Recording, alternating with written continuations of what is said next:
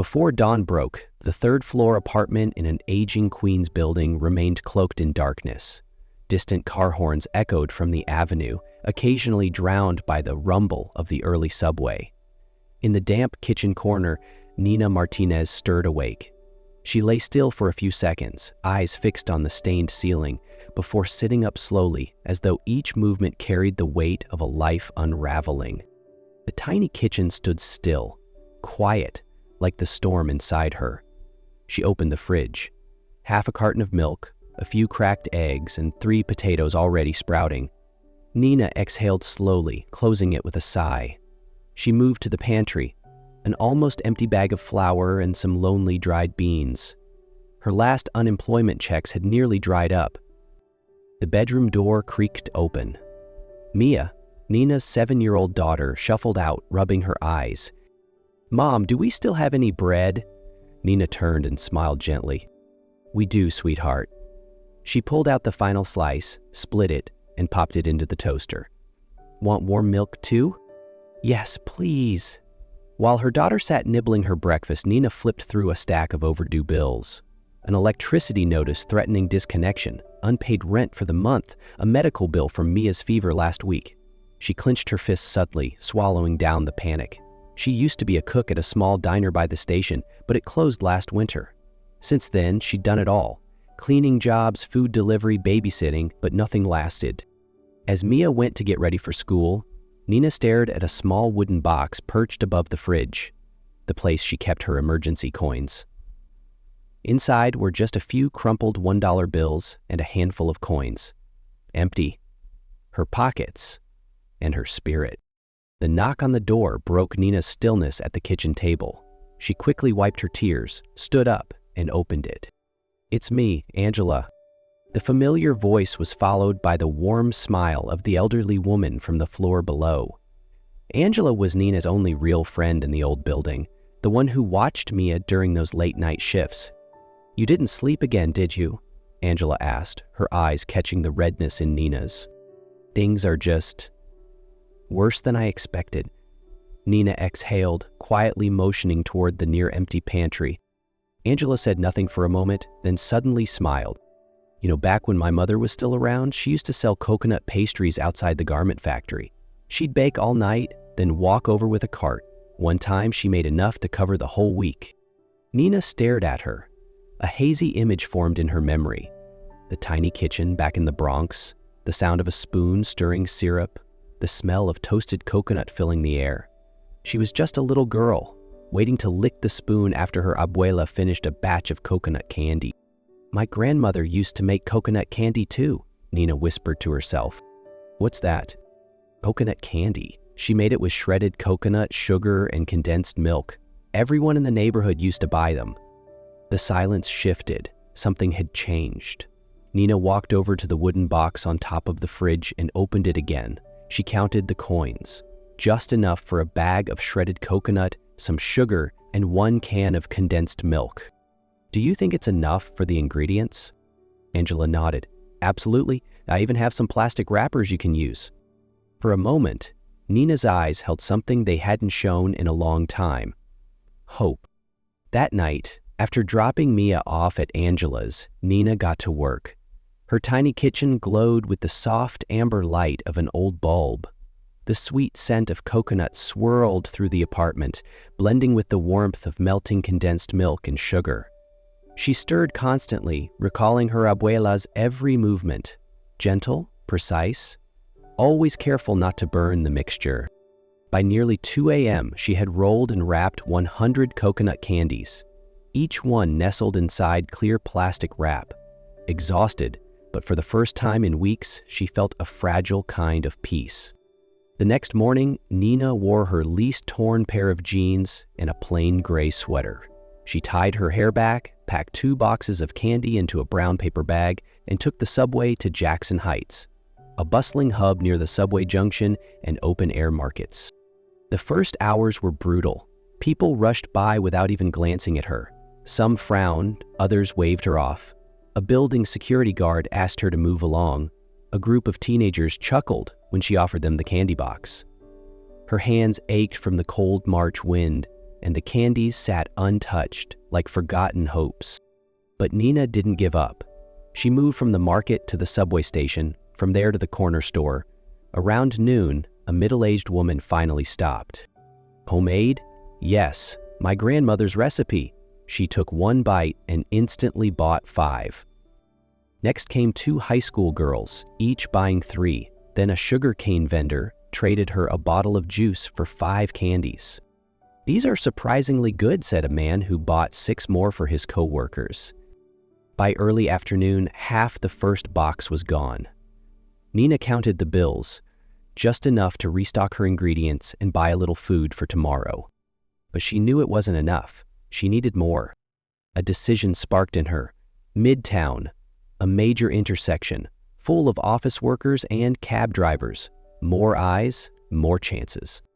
She took the next train, clutching her box of candies like it held the last hope she had.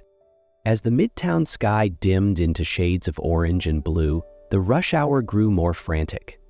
Headlights glinted off towering glass buildings, throwing streaks of brightness across the chaos. Nina stood at a street corner near the traffic light, holding her box of candy, gently offering them to drivers when the light turned red. Good afternoon. Would you like to try a homemade coconut candy?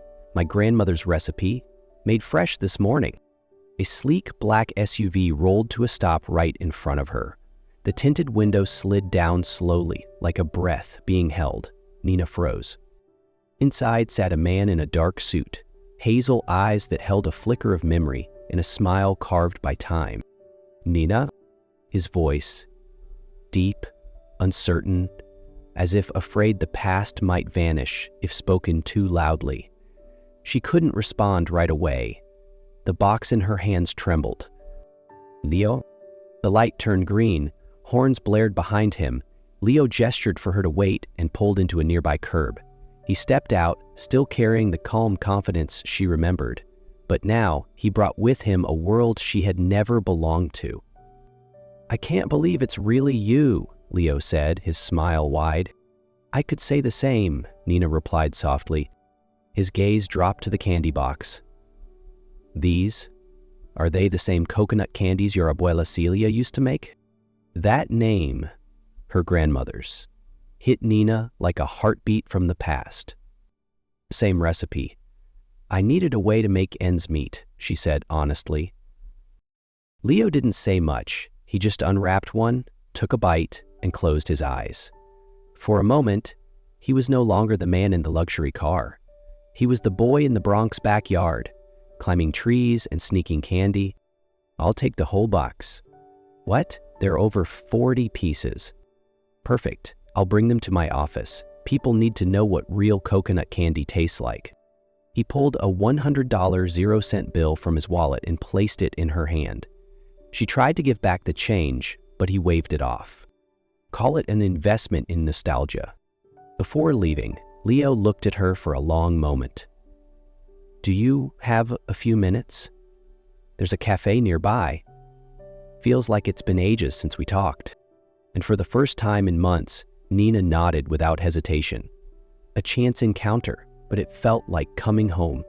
The cafe was tucked between 2 old red brick buildings in the Flatiron district. Leo led the way and they took a small table by the window.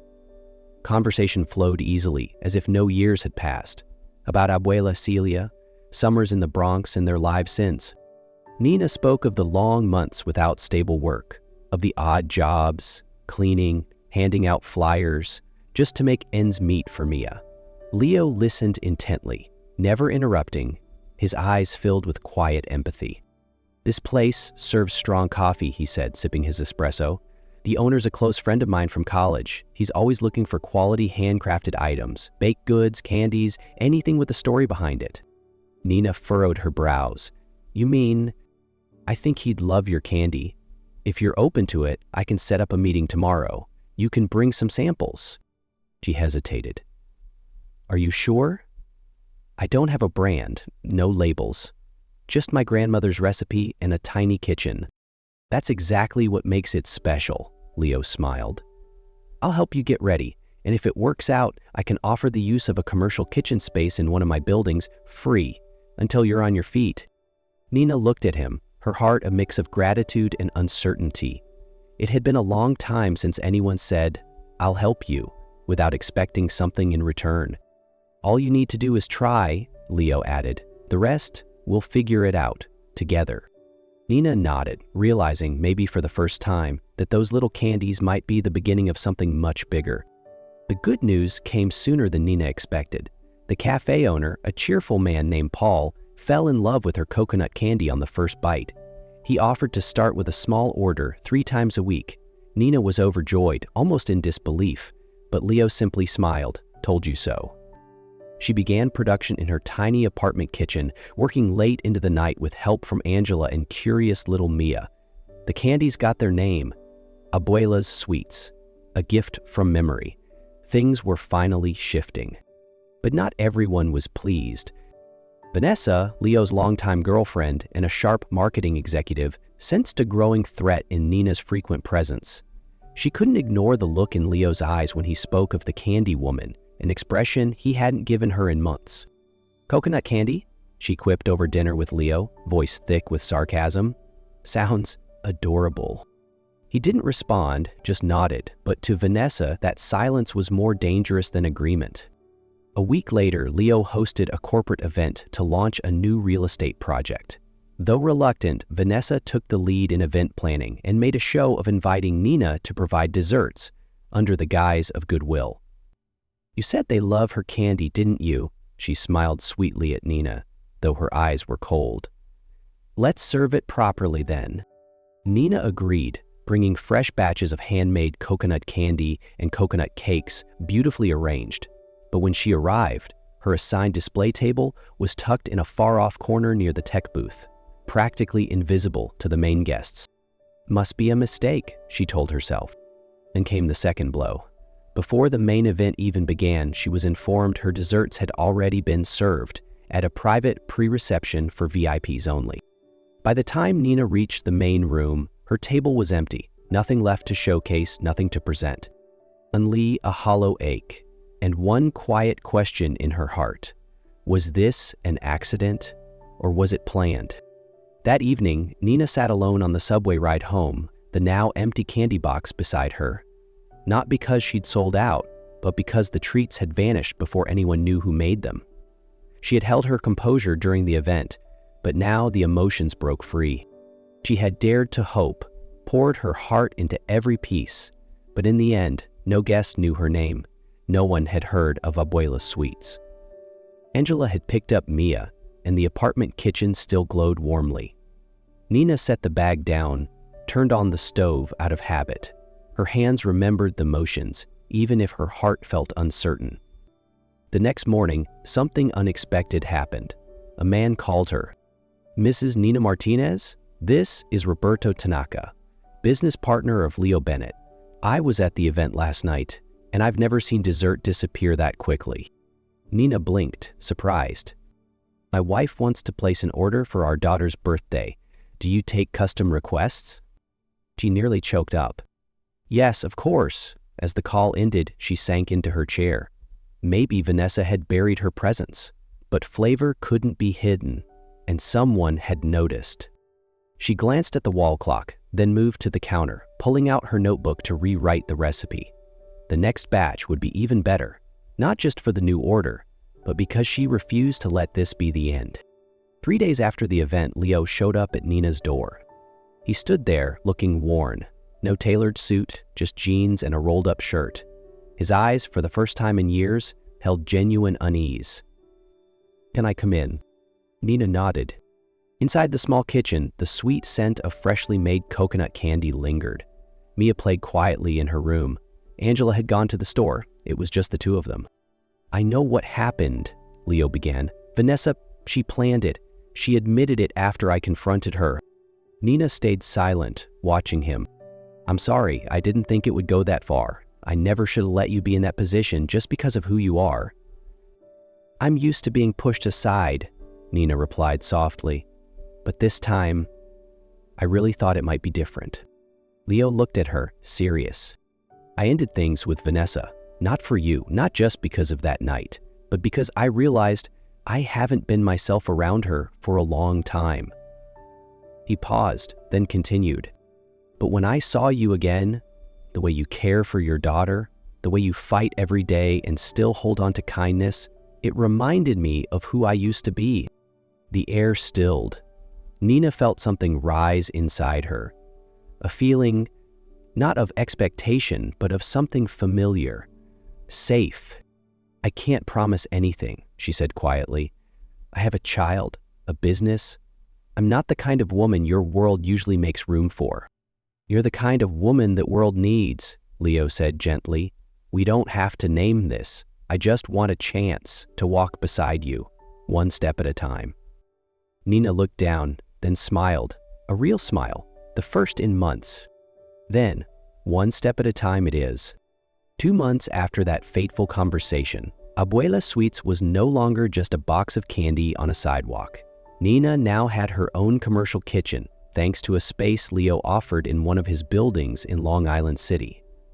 She hired 2 neighbors, one a former bakery worker, the other a culinary student. Work was busier, but steadier than ever. She began receiving orders from 2 additional cafes in the city thanks to recommendations from Paul and Roberto Tanaka. Boxes with the Abuela's Sweets logo, featuring a hand-drawn design by Mia, started appearing regularly on display shelves. Customers loved the story behind every bite. They said, it tastes like home. As for family, Nina, though she still kept her old apartment, was now spending most weekdays at Leo's place. Mia had her own room, and her tiny wardrobe slowly grew in both homes. Angela joked, Celia's granddaughter finally found her new kitchen. Nina smiled. She remained cautious, still guarded, but she couldn't deny her heart was softening. One evening, while Nina was packaging a fresh batch of candy, Mia ran in, her face glowing. Can I call Leo Dad? Nina froze.